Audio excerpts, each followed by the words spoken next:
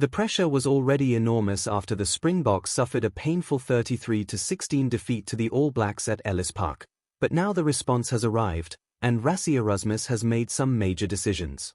In a selection announcement filled with experience, milestones, injury concerns, and one very important question, Sacha Feinberg-Mngomezulu has been moved to the bench, while Handre Pollard returns to the starting 15. For the young fly-half, the decision comes after a difficult performance against New Zealand, where several mistakes added to the frustration of a team that never found its rhythm. But this is not simply a story about one player being dropped. It is about how quickly international rugby can change, how experience can become priceless under pressure, and how the Springboks are preparing for a response in Cape Town. Pollard brings something different to the side: control, experience, tactical awareness, and the confidence that comes from performing in the biggest matches. After the defeat at Ellis Park, Erasmus clearly believes those qualities can help stabilize the team when the pressure reaches its highest point. Yet one of the biggest questions surrounding the selection is not completely answered. Siya Kolisi has been included in a bracketed selection alongside Paul de Villiers, meaning the Springboks will wait to see whether their captain is ready to return from a hamstring injury. It is a decision that could change the balance of the entire back row. If Kolisi comes through training successfully, he is expected to return to the starting side. If he cannot, de Villiers will continue alongside number 8 Jasper Wiese and captain Pieter-Steph du Toit. And that brings us to one of the most emotional moments of the week. Du Toit is preparing to play his 100th Test match for the Springboks, an extraordinary milestone that places him among an exclusive group of South African rugby players. For a player known for his work rate, physical strength, leadership, and relentless commitment, reaching a century of Test appearances is far more than a number. It represents years of sacrifice, difficult matches, injuries, victories, defeats, and countless moments when he put the team before himself. Erasmus described the achievement as remarkable, praising Du Toit for delivering consistently over the years. And there is another milestone inside the pack as Ox Nche prepares for his 50th Test appearance. The front five remains largely unchanged, with Wilco Louw, Malcolm Marx, Ox Nche, Ebenezebeth, and Deon Fourie continuing together. The decision to keep that combination shows just how highly the coaching staff values the forward performance from the opening Test. Despite the defeat, the Springboks know there were areas of their pack that worked well, and they will be hoping that stability can provide the platform for a much stronger performance in Cape Town. But injuries have forced changes elsewhere. Cheslin Kolbe and Grant Williams picked up niggles during the previous match and are unavailable, opening the door for Ethan Hooker and Cobus Reinach to move into the starting team. In the back three, Damian Willems remains, while Kurtley Arends moves to the right wing. In the centre, Jesse Kriel and Damien de Oyende continue their partnership. The changes may look limited on paper, but collectively they tell a bigger story. The Springboks are not throwing everything away after one defeat. Instead, Erasmus is making targeted adjustments, searching for the combination that can respond to the intensity of the All Blacks. And then there is a fascinating return on the bench.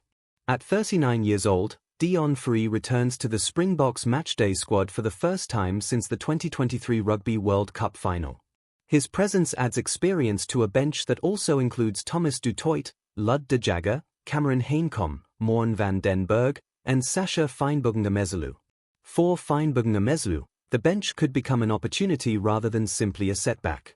Rugby can be unforgiving, but it also gives players a chance to answer criticism almost immediately.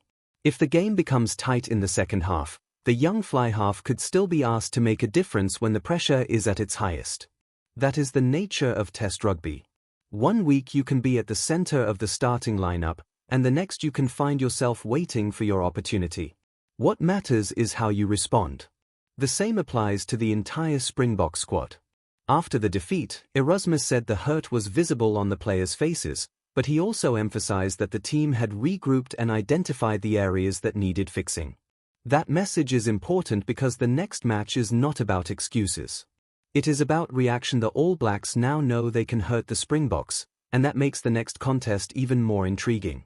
New Zealand will arrive with confidence after their convincing victory, while South Africa will enter the match with something to prove. The tactical battle will be fascinating. Can Pollard bring the calm control the Springboks need? Can Kolisi return and provide his leadership and energy? Can Du Toit celebrate his 100th test with a performance worthy of the occasion? And can the Springboks turn the disappointment of Ellis Park into the kind of response that has defined this team under Erasmus?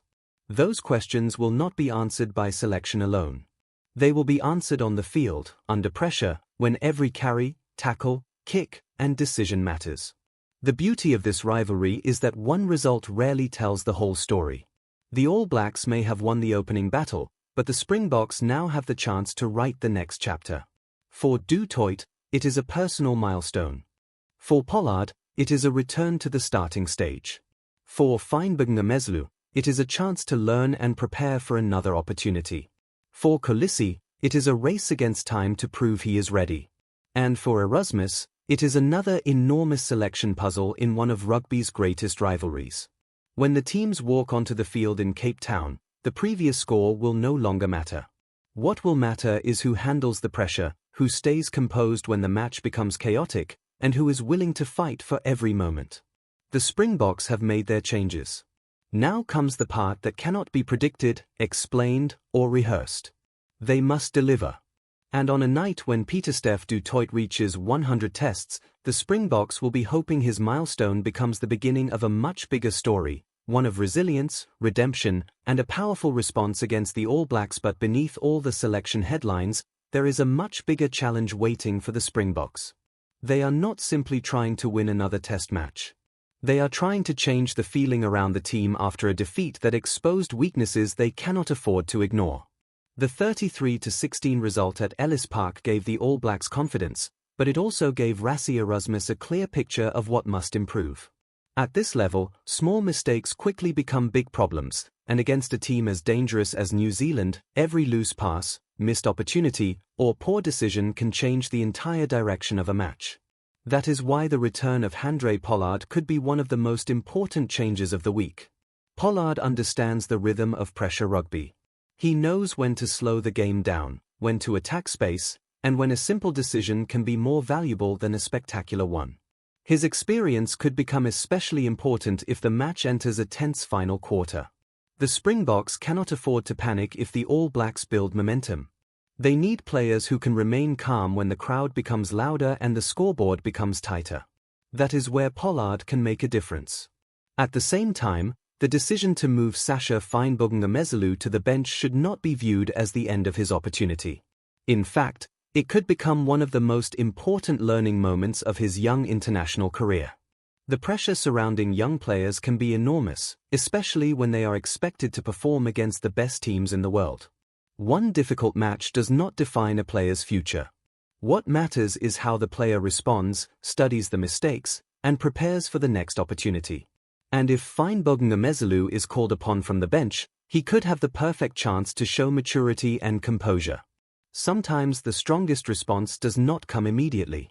Sometimes it comes when a player is given 20 minutes, 10 minutes, or even one crucial moment to change the game. That possibility makes the Springboks bench particularly interesting. The return of Deon Fourie adds another layer of experience.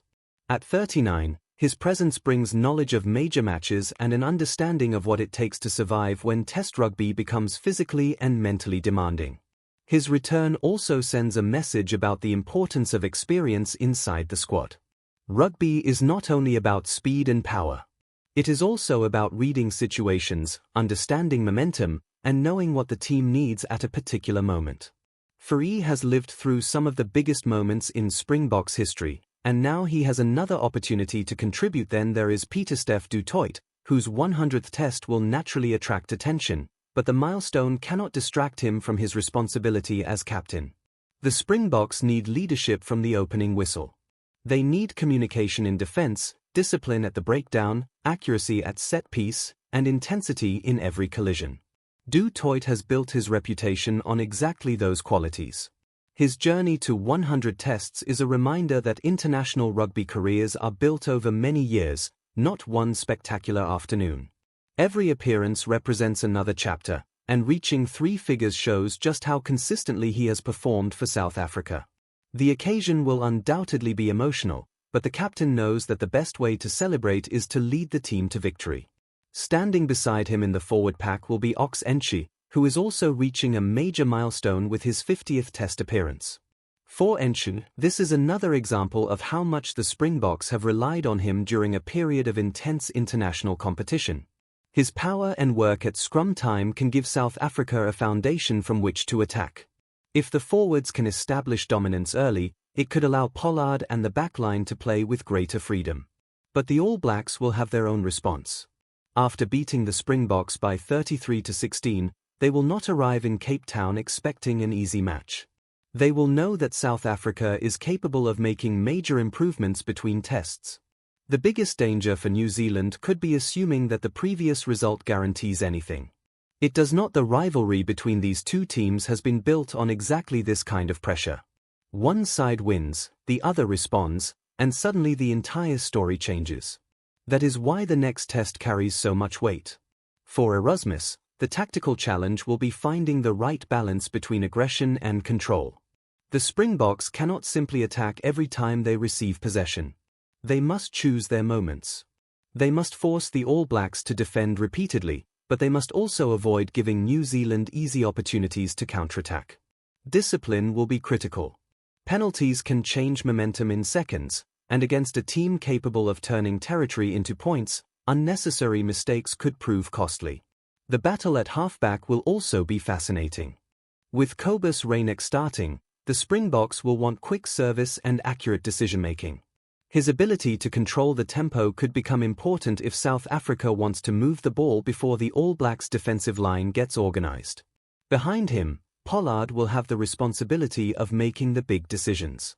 At center, Jesse Kriel and Damian de Allende provide physicality and experience, while Damian Willems and Kurt Lorenz offer attacking threats in the wider channels. But perhaps the biggest difference could come from the bench. The Springboks have traditionally been capable of changing the character of a match through their replacements, and with experienced forwards waiting to enter, the final 20 minutes could become a completely different contest. If the match is close, fresh legs may decide everything. The All Blacks will understand that, and they will be preparing for the late pressure. That means the opening 40 minutes could be a battle of patience. Neither team will want to give the other an easy advantage. Every kick for territory will matter. Every defensive set will matter. Every scrum will matter. And every decision made by the halfbacks could influence what happens next. For the Springboks, the emotional side of the match is equally important.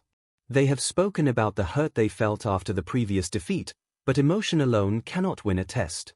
It must be transformed into concentration. It must become better communication, stronger defense, smarter decisions, and greater discipline. That is the challenge facing Erasmus and his players. They have already admitted that changes were needed. Now they must prove those changes can produce a different performance. There is also a fascinating psychological battle surrounding Siya Kolisi. If he is cleared to play, his return would provide an immediate boost to the team. His leadership is valued not only because of what he does with the ball, but because of the confidence he can bring to those around him. However, the decision must be based on readiness, not emotion. Erasmus will not want to risk a player who is not fully prepared, especially against the physical demands of the All Blacks. That is why the training sessions leading into the match will be so important. Every movement, every sprint, and every contact session could influence the final decision. If Kolisi makes it through, the Springboks will have another experienced leader on the field. If not, Paul de Villiers will have to step forward and embrace the responsibility. Either way, the team must be ready. And perhaps that is the central message of this entire selection. The Springboks are not relying on one player to rescue them. They are building a combination that they believe can respond as a team. The defeat at Ellis Park has created pressure, but pressure can also create clarity. It forces coaches to make difficult decisions. It forces players to confront weaknesses. And sometimes, it produces the strongest response. Now the spotlight moves to Cape Town. The stadium will be filled with expectation, the rivalry will be intense, and every mistake will be magnified. New Zealand will want to prove that their first victory was not a one-off performance. South Africa will want to prove that they are capable of a completely different result. In the middle of it all will be Pieter-Steph du Toit, preparing for the 100th test of his remarkable career. The milestone gives the match a special atmosphere, but the captain will know that celebrations must wait. First comes the battle. First comes the responsibility. First comes the opportunity to answer the questions raised by the defeat. If the Springboks can control the basics, protect possession, win the physical battle, and use their experience at the right moments, they will give themselves every chance of turning the series around.